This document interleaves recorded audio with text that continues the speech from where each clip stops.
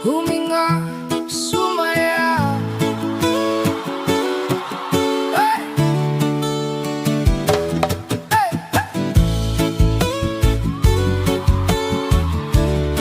Oh, yeah. Sa baryong tahimik, umaga'y ligaya, huni ng maya, hatid na biyaya. Sumasayaw ang dahon, dampi ay mahinahon, pusong napagod, biglang umaahon, langhap ng palayan. Kamusta po mga farms? Sa ating paglalakwatsa ngayon, tayo ay magbabiyahe at maglalakwatsa patungo Baler, Aurora. Tawanan ng tropa, gabi masigla, simpleng dalangin, buhay na maganda. Sa ating pong paglalakbay at pagbabiyahe, ang ruta po na ating dadaanan patungo Baler, Aurora ay Nueva Ecija, Aurora Road na orihinal na itinayo noong dekada 1940.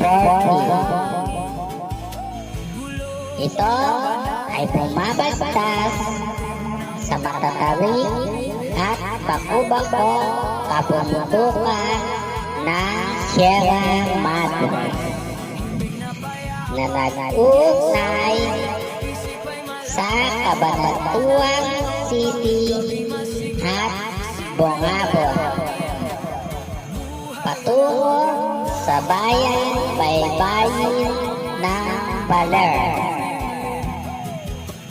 kilala sa ilalim ng ruta M114 Highway. Pagmatog ito sa matatarik na lupain at sa mga daanan sa bundok na nagtatampo ng magagandang tanawin.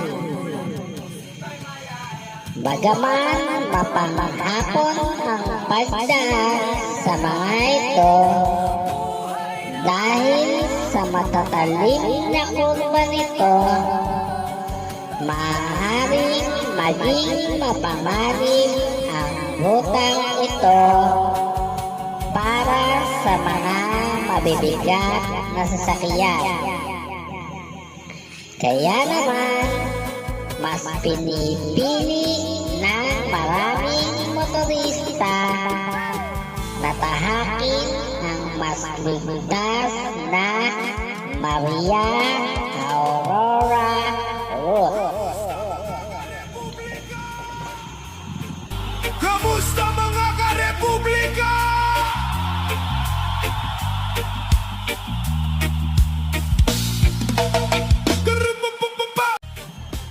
Ang Baler, Aurora ay kilala bilang duyan ng Silangang Luzon at sikat sa kasaysayan, partikular ang Siege of Baler, kung saan ang huling garrison ng mga Kastila ay nagtago sa simbahan. Ito rin ang lugar ng kapanganakan ni dating Pangulong Manuel L. Quezon. Ang pangalang Baler ay nagmula sa salitang balot, isang uri ng malaking kalapate sa kagubatan.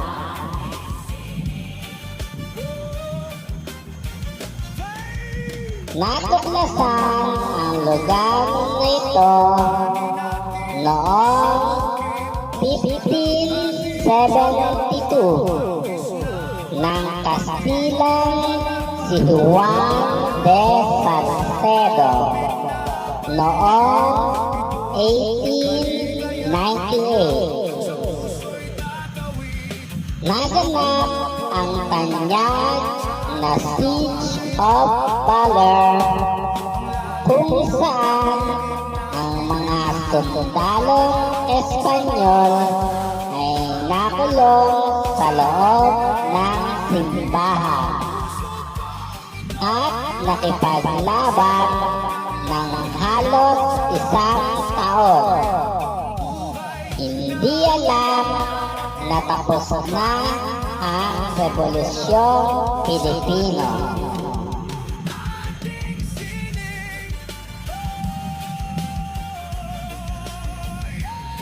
Dating bahagi ng lalawigan ng Tayabas na Quezon ngayon at Nueva Ecija ang Baler. Noong Hunyo 14, 1951, ito ang naging kabisera ng sub-probinsya ng Aurora sa bisa ng Batas Pambansa bilang 7 noong Nobyembre 21, 1978.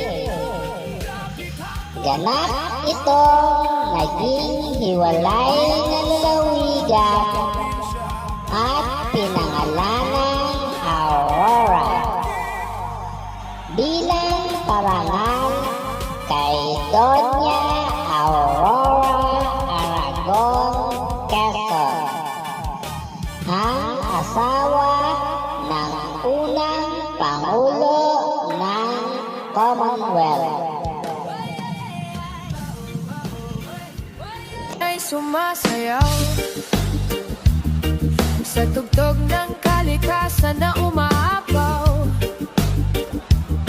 malayo sa gulo ng syudad na maginaw. Andito ang tahimik na init ng araw,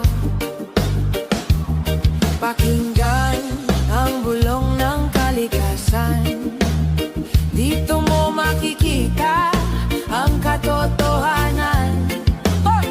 Sumabay sa himig ng ating hangin.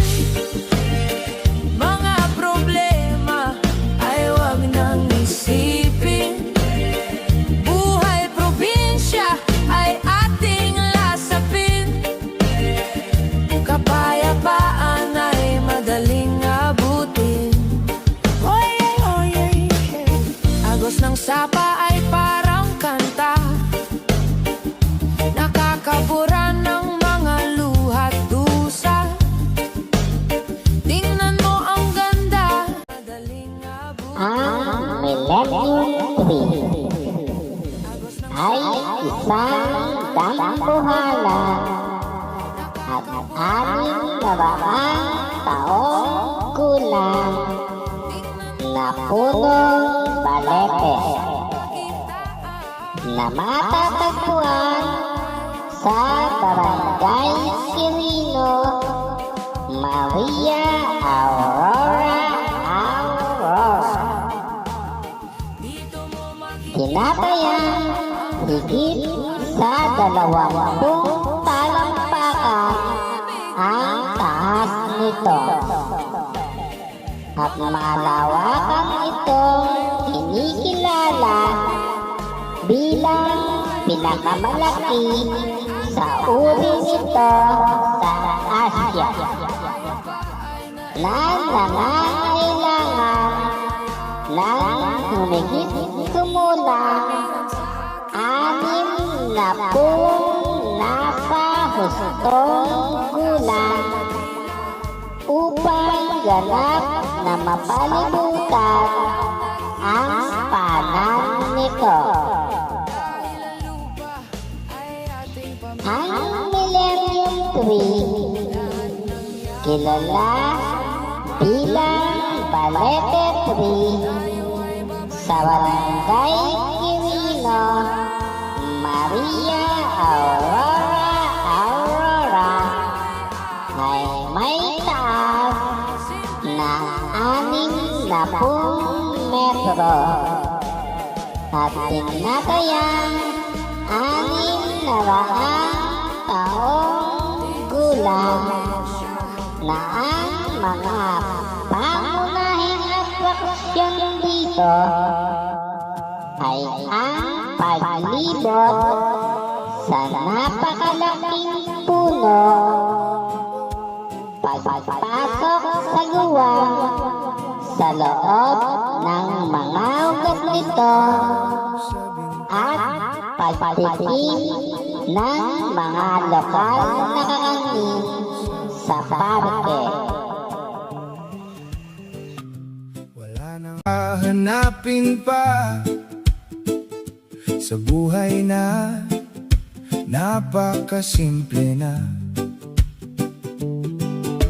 Hayaan ang mundo na magmadali dito sa atin, oras ay nakatali. Kapit pan The Bali Hanging Breeze. Ang sa Bali Hanging Breeze sa Baler, Aurora ay may haba 136 na metro at tumatawid sa ilog Gibag Saba na nag-ugnay sa mga barangay ng Tibag at Saba. Orihinal na itinayo upang magsilbing daanan ng mga lokal na residente. Hap ng palayan, bangong kay sariwa. Sa bawat paghinga, bumalik ang diwa. Higa sa banig, himbing na payapa, tingin sa ulap, isip ay malaya. Tawanan ng tropa, gabi masigla, simpleng dalangin.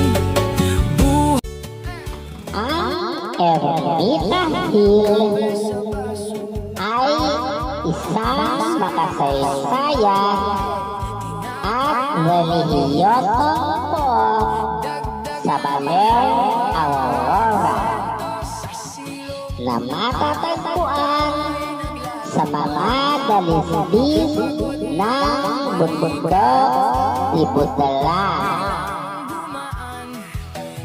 Kilala ito bilang kanalungan ng mga sinaunang residente na nakaligtas sa mapapagsalang tromba marina tsunami noong 1735. At sa kasalukuyan ay nagtatampok ng akyapin na may 300 baita patungo sa malawak at magandang tanawin ng Baler Bay. Ang mayamang kasaysayan ng Boron, kung saan detalyadong inilalarawan kung paano nilamon ng tsunami ang lumang bayan. Lumangoy patungo sa kaligtasan sa Boron ang mga pamilya. Kabilang ang mga Angara at Lumasa. At kalaunan ay nagsilbing kanlungan ang lugar na ito mula sa mga pagsalakay ng mga pirata noong 1798. Maaaring galugawin ng mga bisita ang ilang tampok sa lugar. Kabilang ang Tromba Marina Sculpture, isang marker na nag-aalala sa mga nakaligtas sa tidal wave noong 1735. Ang Ermita Cross ay isang kilalang puting krus na matatagpuan sa tuktok ng Boron. Viewing deck, nag-aalok ng malawak na tanawin ng baybayin. Baler Fish Pond, Sabang Beach, at Anyao Island. Ang Ermita Hill na matatagpuan sa barangay Sabali, Baler, Aurora ay isang makasaysayan at relihiyosong pook na kilala sa malalawak at magagandang tanawin nito. Kabilang sa mga atraksyon dito ang monumento ng Tromba Marina, isang viewing deck sa tuktok ng Boron na may mga gazebo na nakaharap sa Sabang Beach at sa kabagatang Pasipiko, at isang relihiyosong grotto. Ang mabilis na pag-akyat sa humigit kumulang 250 baitang ay patungo sa tuktok. Mga dapat puntahan sa Ermita Hill,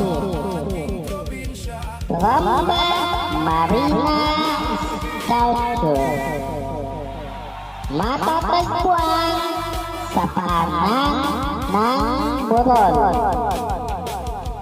Ang kahangahangang monumentong ito ay nagpapakita ng mga lokal na pamilyang ay maakyat patungo sa ligtas na lugar.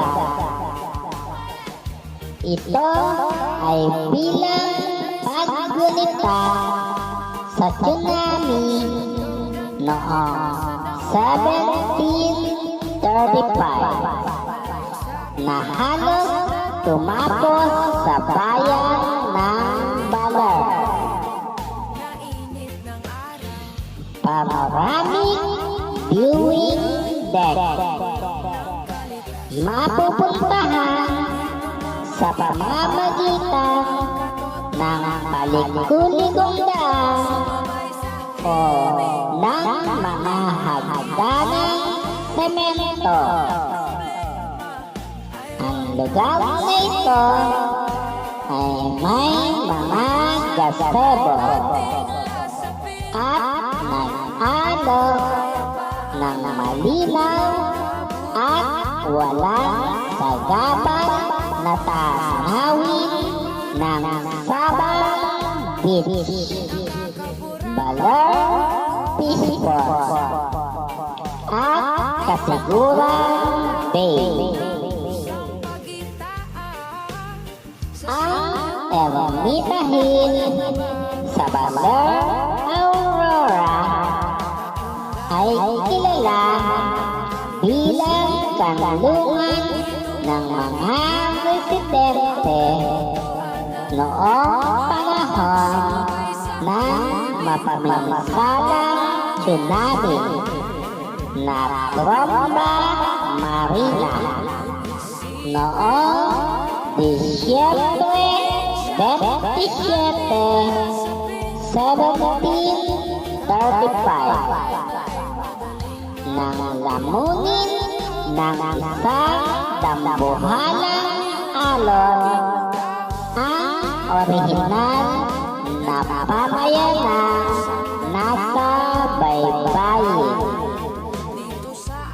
7 lokal na ang nakaligtas sa pamamagitan ng pagtakas paakyat sa matatawid na dalisdis ng Coron.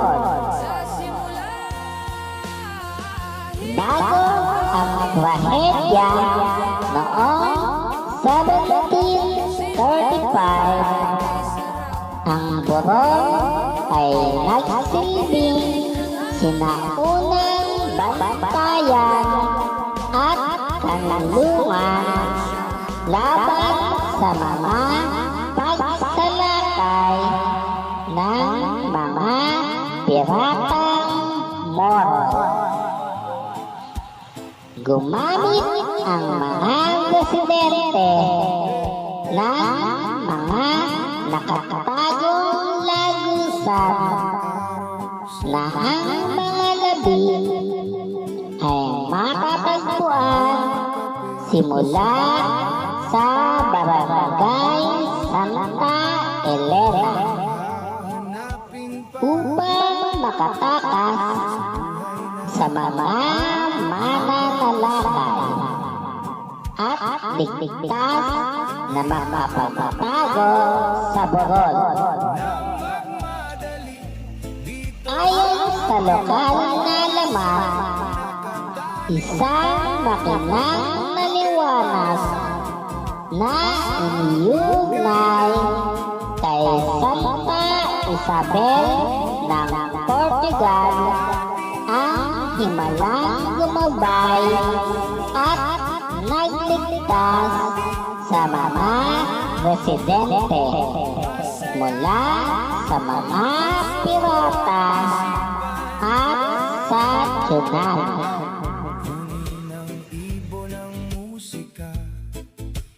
Ng ibon ng musika, duyan sa puno ang pahinga, tanim sa bakuran ay sagana, tayo ay pinagpala na. Hayaan ang mundo na magmadali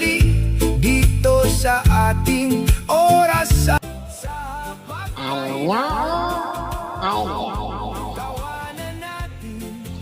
Ang Anyao Island ay isang tanyag na likas na palatandaan sa Baler, Aurora. Kilala ito sa mga kahangahangang formasyon ng bato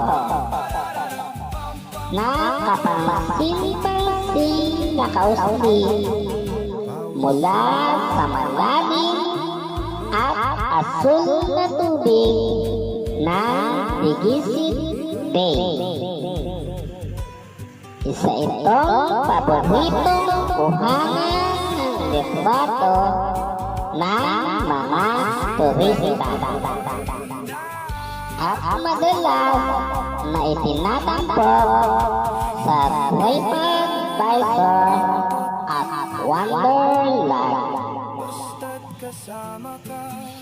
Ang maliliit na isla ay binubuo ng mga formasyon ng batong may kaunting mga halaman sa tuktok na napapalibutan ng buhangin kulay green at mababaw na tubig.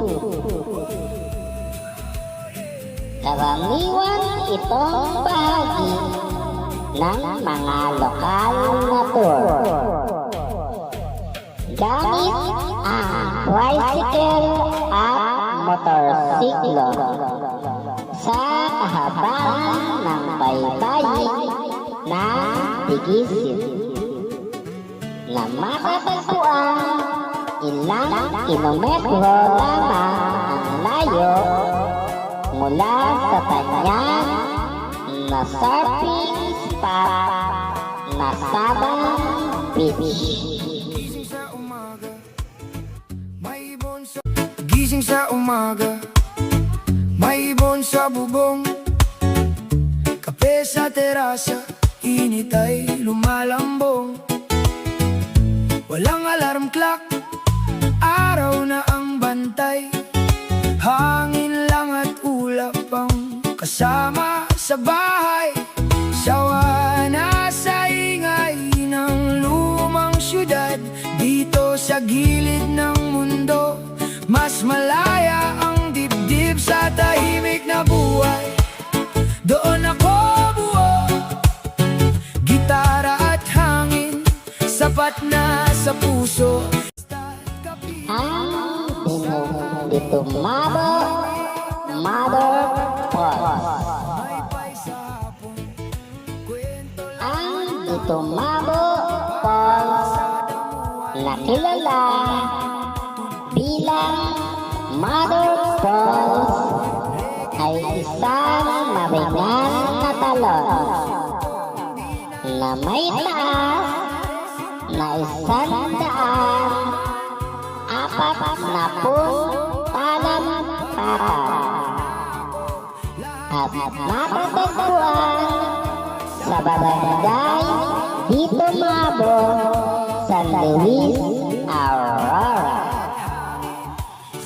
Ito ang pinakamataas at pinakasikat na talon sa lalawigan na bumabagsak sa isang malawak at napakalinaw na likas na basin.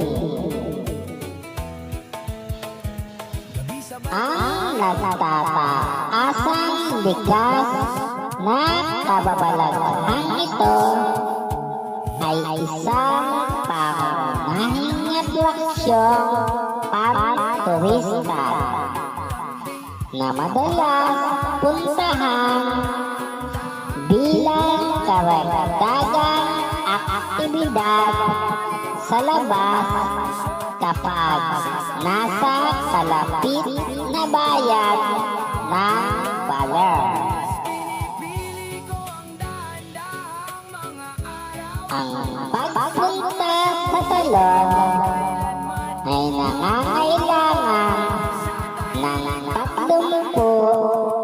hanggang 6 na minutong paglalakad sa isang mabato at karaniwang bakubakong daan na kinabibilangan ng pagtawid sa mga tulay na kawayan at maliliit na bakis. Ang tubig ay direktang nagmumula sa kabundukan ng Sierra Madre at kilala sa pagiging napakalamig nito. Lubos nire-rekomenda ang pagsusuot ng matibay at hindi madulas na sapatos. Pati na rin ang pagdadala ng mga bag na hindi tinatagusan ng tubig para sa iyong mga elektronikong kagamitan. Dito sa aming tahimik na paglalakad sa bukid ang aking hinahanap. Bakit ba kailangan ang buhay ay palagi na lang patakbo? Dito sa aming bukid napakatahimik ng bawat isang dako. Salamat po sa inyong Napakasarap ng bagal ng paglipas ng oras dito sa atin. ng ating Napaka-presko ng hangin, ngamihan ng ating sasalubungin. Ang puso kong ito ay tunay na malayaan. share, Tunay na button, walang at mag-subscribe para sa mga bago nating paglalakwat dyan. Maraming salamat po and God bless you all.